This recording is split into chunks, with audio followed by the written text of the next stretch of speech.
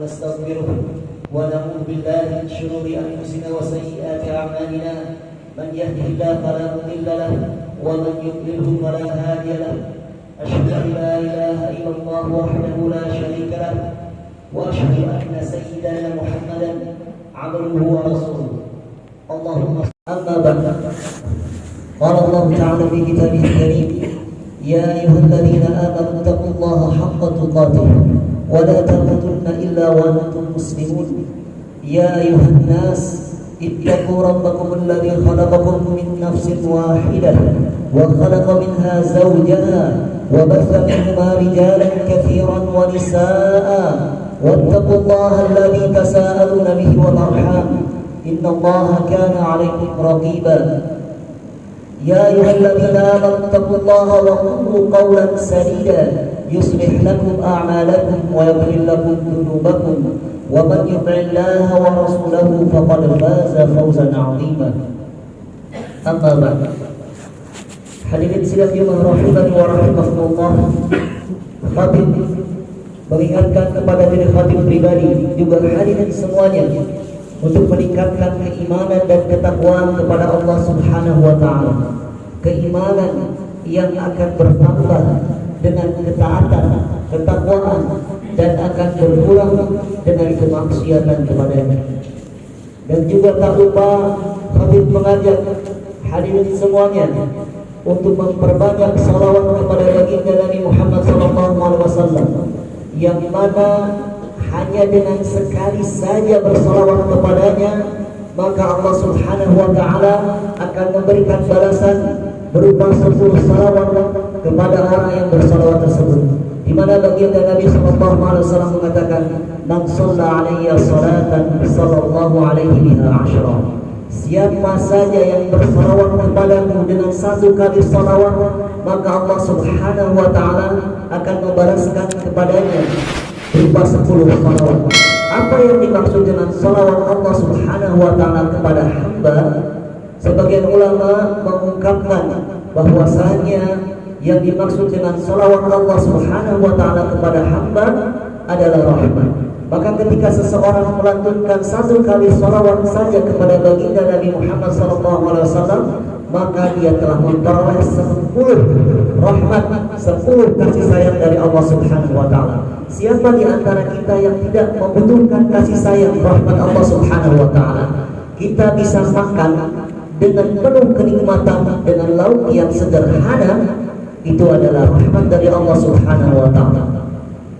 Kita bisa sembuh dari penyakit yang berbahaya padahal dengan obat yang sederhana, obat yang ringan, namun sembuh, itu karena rahmat Allah Subhanahu wa taala.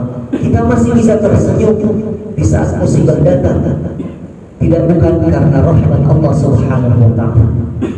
Hadirin sidang jemaah rahimani wa rahimakumullah. Selayaknya bagi seorang muslim untuk mengejar, untuk memperbanyak doa, menelusuri jalan-jalan yang akan mendatangkan kepada kita, kepada orang muslim, berkah Allah Subhanahu wa taala. Kenapa kita harus mengejar berkah Allah Subhanahu wa taala?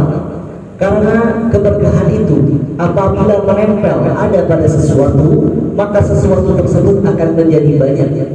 Kemudian setelah sesuatu tersebut banyak, manfaatnya akan bertambah lebih dari biasanya. Dan yang paling penting, ketika sesuatu diberkahi, maka sesuatu tersebut hanya akan digunakan pada ketaatan pada Allah Subhanahu wa taala saja. Bayangkan apabila kita memiliki kendaraan tersebut ternyata Allah Subhanahu wa taala berkahi, maka manfaatnya akan lebih besar, lebih banyak, dan hanya akan digunakan pada ketaatan pada Allah Subhanahu wa taala saja. Maka apakah yang dimaksud barokah?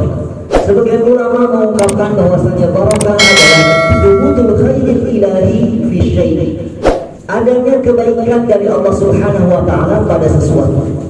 Sebagian ulama mengungkapkan dengan kata mudawamah, terus-menerus ada. Sebagian ulama mengungkapkan dengan muzayadah, terus-menerus bertambah. Dengan kata lain, sesuatu apabila diberkahi, maka ada kebaikan dari Allah Subhanahu wa taala. Kebaikan tersebut terus-menerus ada dan kebaikan tersebut terus-menerus bertambah. Maka bisa dibayangkan apabila pemasukan kita yang menurut kacamata kita hanyalah sedikit, namun di sana ada berkah Allah Subhanahu wa taala, maka tanpa terasa manfaatnya akan lebih banyak. Bisa kita manfaatkan keluarga kita, istri kita, anak kita, pendidikan sekolah, kesehatan, bahkan bisa disisipkan untuk orang tua kita, bahkan masih bermanfaat untuk orang-orang yang di sekitar kita. Kenapa bisa begitu? Keberkahan Allah Subhanahu wa taala telah ada pada apa yang kita pandang sedikit. Barakallahu li wa lakum fil Qur'anil azim wa nafa'ani wa iyyakum bima fihi minal ayati wa dzikril hakim wa taqabbal minni wa minkum tilawatahu innahu huwal ghafurur rahim. Allahumma shalli ala sayyidina Muhammadin wa ala ali sayyidina Muhammad.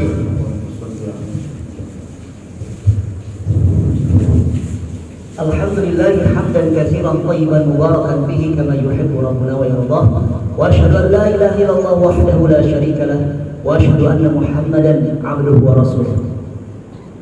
Qala Allah ta'ala fi kitabihil karim, ya ayyuhalladzina amanu taqullaha haqqa tuqatih wa la tamutunna illa wa antum muslimun.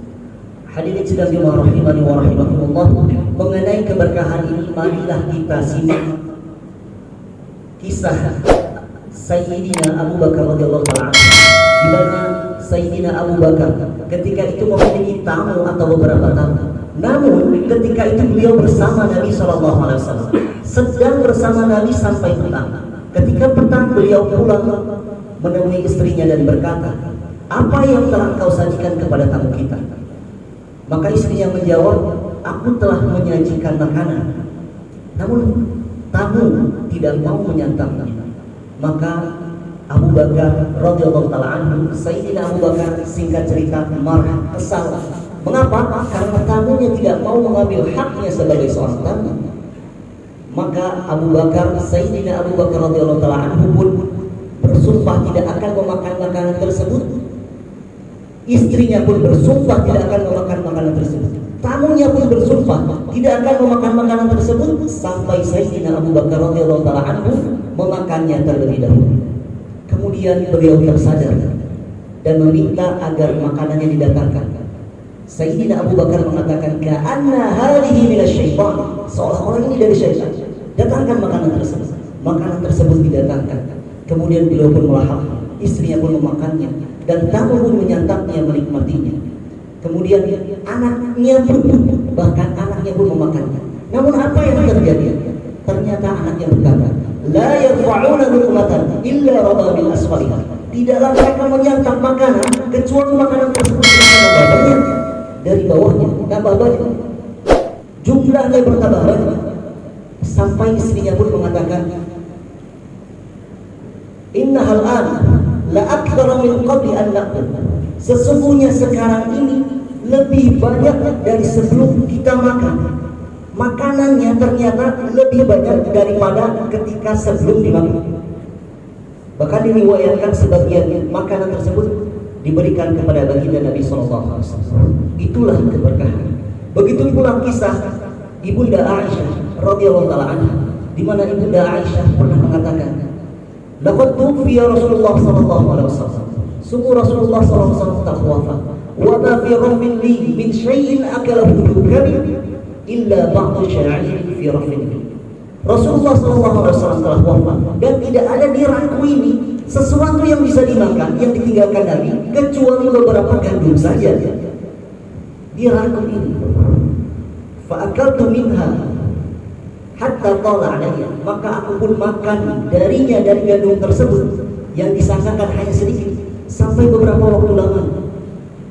Faqimtuhu famaniya, maka aku pun penasaran. Kenapa? Karena jumlahnya, karena banyaknya gandum tersebut ternyata tidak berkurang, tidak habis, dimakan masih ada, dimakan masih ada sampai beberapa waktu lama. Hatta tala alaihi faqimtuhu famaniya, kemudian karena Ibunda Aisyah radhiyallahu taala anha penasaran ada berapa, akhirnya beliau radhiyallahu taala anha beliau mau menimbangnya ada berapa sebenarnya ini. Kemudian setelah ditimbang, fafanya, habislah dia, hilanglah keberkahan. Di sana ada keberkahan yang ditinggalkan oleh baginda Nabi SAW. Hadirin rahimani wa rahimakumullah, mudah-mudahan khutbah yang singkat ini memotivasi kita untuk mengejar keberkahan dari Allah Subhanahu wa taala dengan cara mendekatkan diri kepada Allah Subhanahu wa taala. Keberkahan tidak akan datang kepada orang yang selalu bermaksiat kepadanya, baik terang-terangan ataupun sendiri dalam keadaan petang, tidak diketahui orang, bermaksiat dalam jenis apapun. Tentunya keberkahan tidak akan datang kepada orang yang sering bermaksiat kepadanya. Allahumma shalli ala sayyidina Muhammad wa ala ali sayyidina Muhammad kama shallaita ala Ibrahim wa ala ali Ibrahim innaka Hamidum Majid. Allahumma barik ala sayyidina Muhammad wa ala ali sayyidina Muhammad kama barakta ala sayyidina Ibrahim innaka Hamidum Majid. Allahumma rida an khulafa'ir rasyidin Abi Bakr wa Umar wa Uthman wa Ali wa an azwaji ummahatil mu'minin wa anna ma'hum bi rahmatika ya arhamar rahimin. ربنا لا تزغ قلوبنا بعد إذ هديتنا وهب لنا من لدنك رحمة إنك أنت الوهاب. ربنا آتنا في الدنيا حسنة وفي الآخرة حسنة وقنا عذاب النار. ربنا آتنا من لدنك رحمة وهيئ لنا من أمرنا رشدا. اللهم اغفر للمسلمين والمسلمات والمؤمنين والمؤمنات الأحياء منهم والأموات إنك السميع القريب يجيب دعوات يا قاضي الحاجات. عباد الله إن الله يأمركم بالعدل والإحسان وإيتاء ذي القربى وينهى عن الفحشاء والمنكر والبغي يعظكم لعلكم تذكرون ولذكر الله أكبر والله يعلم ما تصنعون فليقيم المؤذن بالصلاة.